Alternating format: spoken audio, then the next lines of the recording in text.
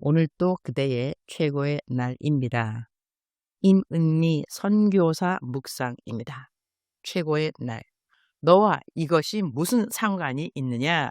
요한복음 21장. 어제는 참으로 감동적인 일이 있었다.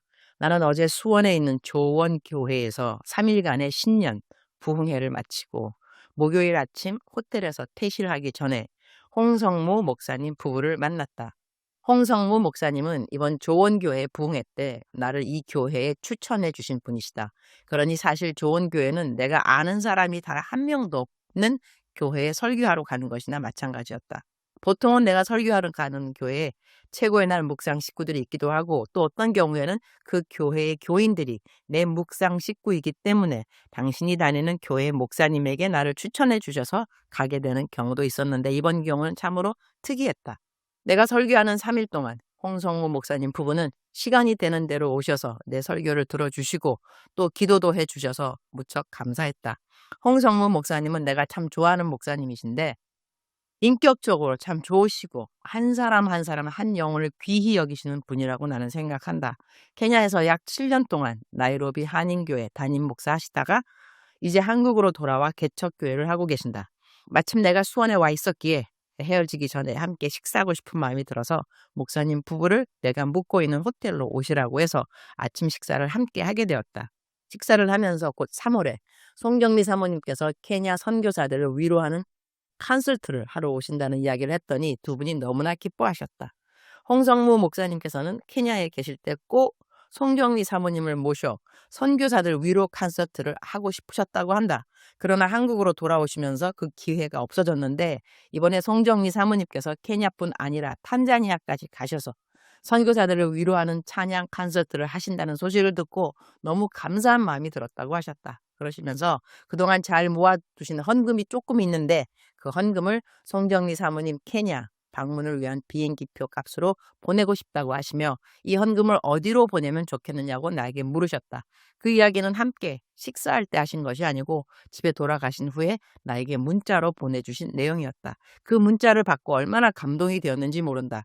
그 문자가 너무 감동이어서 내 묵상에 그대로 올려본다. 목사님에게는 내 묵상에 공유한다고 허락을 구하지 않은 문자이다. 하하. 선교사님, 오늘 또 좋은 말씀 감사드려요. 저 하나님이 좋아하실 일 하나 하려는데 허락해 주세요. 송경미 사모님 케냐에 오신다는 말을 듣자마자 든 생각인데, 선교사님 말씀 쭉 듣다 보니 하나님이 주신 마음이 맞는 것 같아서요. 제가 케냐에 있을 때 송경미 사모님이 케냐 오셨으면 좋겠다라는 간절함이 있었는데 그러지 못한 슬픈 마음에 이번 케냐에 오시는 사모님 비행기 티켓은 제가 할 수 있도록 허락해 주세요. 제가 꼬깃꼬깃 모아둔 재정이 있는데 딱 티켓값 정도 될 것 같아요. 하나님 주신 마음이고 말씀해 주신 것이니 안 된다고 하시면 하나님이 선교사님께 하시는 잔소리 실컷 들으실 터니 허락해 주시리라 믿습니다. 어디로 어떻게 보내면 되는지 알려주세요. 오늘도 감사드려요.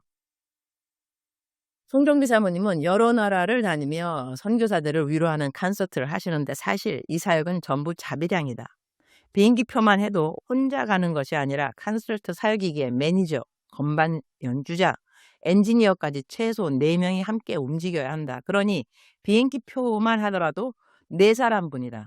게다가 이분들이 함께 가면 사례비는 또 어떻게 해야 하겠는가. 그 사례비까지도 송정미 사모님께서 직접 담당하신다.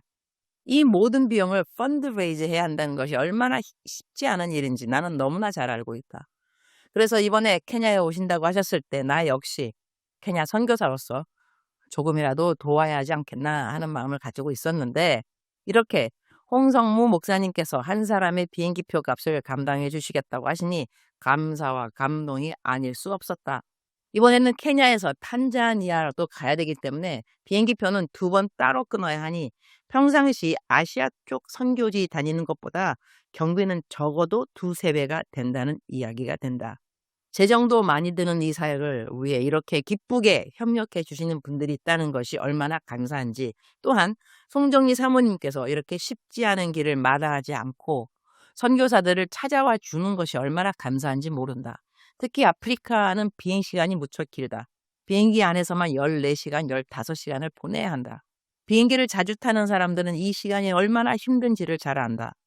작은 좌석에 앉아 어쩌면 한국 KTX 좌석보다 더 좁게 느껴지는 자리에서 14시간, 15시간을 보내고 여기에 격리 대기 시간, 비행기에서 내려 사역주로 이동하는 시간까지 더해지면 육체적인 피로는 말로 다할 수 없다.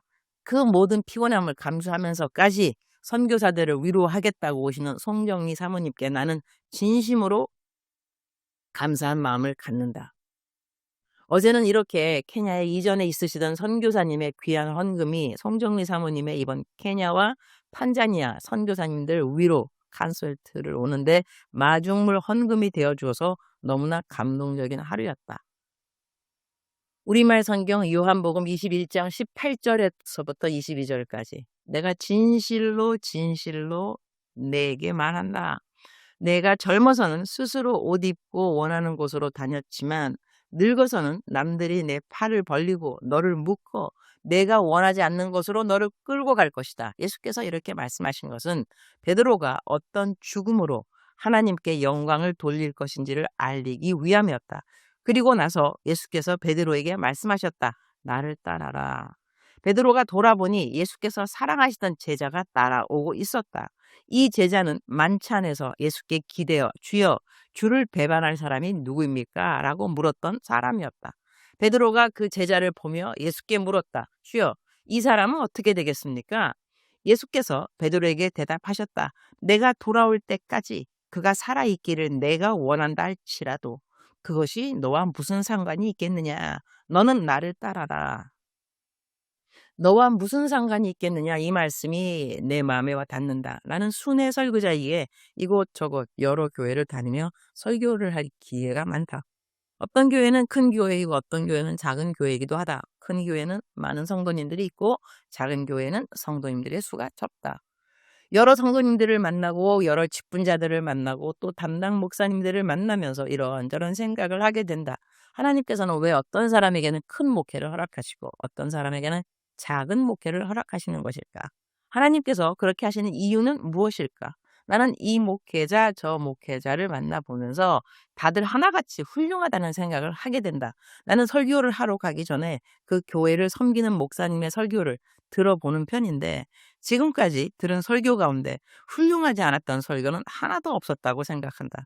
그런데 하나님께서는 왜 누구에게는 우리가 말하는 대형 교회를 맡기시고 누구에게는 개척교회를 맡기시는 것일까? 이것이 과연 우리에게 상관이 있는 일일까?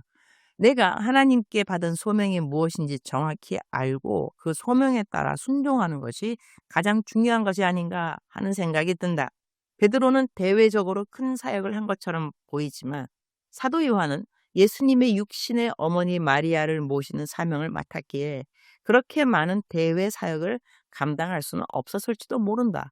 그러나 모든 사람에게는 각자 맡은 직분이 있었고 그 직분에 충성했다는 사실이 하나님을 기쁘시게 한 것이 아니었을까 생각한다. 주님, 오늘 또 최고의 날입니다.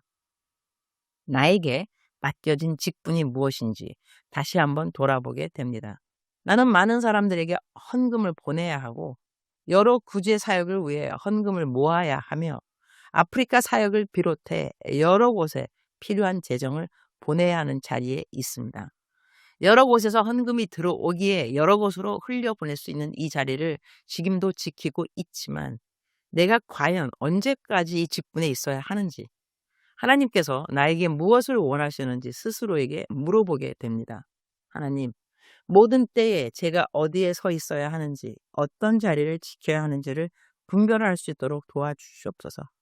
가라 하실 때는 갈 수 있도록 도와주시고 멈추라 하실 때는 멈출 수 있도록 도와주시며 재정을 흘려야 할 곳에는 재정을 흘리게 하여 주시고 재정을 받아야 할 자리에서는 올바르게 받을 수 있도록 도와주시옵소서.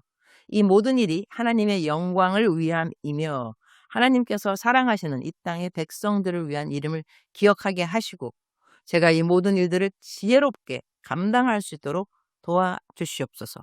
주님께서 저를 보시고 지혜롭고 충성된 종이라 말씀하실 수 있도록 지금도 저를 붙들어 주옵소서. 주님의 말씀 그대로 때를 따라 양식을 나누어 줄 자가 누구냐 하셨사오니 주인이 올 때 그렇게 행하고 있는 종이 되게 하옵소서. 그 종을 보시고 복이 있다 하시며 하나님의 모든 소유를 맡기신다는 말씀을 기억하게 하옵소서. 이 땅의 소유도 중요하지만 하늘나라에 썩지 아니할 소유가 더욱 귀하다는 사실을 늘 기억하게 하시고, 이 땅의 소유를 쌓는데 시간을 쓰는 것보다 영원한 하늘의 소유를 바라보며 살 수 있도록 제 마음과 생각을 붙들어 주옵소서. 오늘은 백운 교회에 가서 선교에 대한 이야기를 나누게 됩니다. 가는 선교사와 보내는 선교사라는 주제로 선교 집회를 하게 되는데, 제가 어떻게 선교사가 되었는지, 선교지에서 무엇을 배웠고 무엇을 하고 있는지를 나누게 하실 때 주님께서 지혜와 총명을 주셔서 주님께서 꼭 기뻐하시는 말만 잘 전달할 수 있도록 도와주옵소서. 이 시간을 통해 모든 선교님들이 선교에 대한 비전을 품고 보내는 선교사로서 자신이 감당해야 할 사명을 깊이 생각할 수 있도록 은혜를 허락하여 주시옵소서. 주님 사랑합니다. 주님 감사합니다. 오늘도 우리 주님 저를 보시면서 기쁨을 넘어서 감동을 받으시면 참 좋겠습니다. 외우면 좋은 말씀, 그것이 너와 무슨 상관이 있겠느냐? 너는 나를 따라라. 요한복음 21장 22절. 작정서 점수 85점인가 80점인가 잘 모르겠습니다. 하하하. 사랑하는 그대여, 사랑하는 그대여, 출석 부르고 있습니다. 대답하셨나요? 사랑하는 나의 딸, 사랑하는 나의 아들, 너는 오늘 어디에 있느냐? 너는 오늘 무엇을 하느냐? 너는 내가 너에게 하라는 것을 하고 있다는 확신이 있느냐?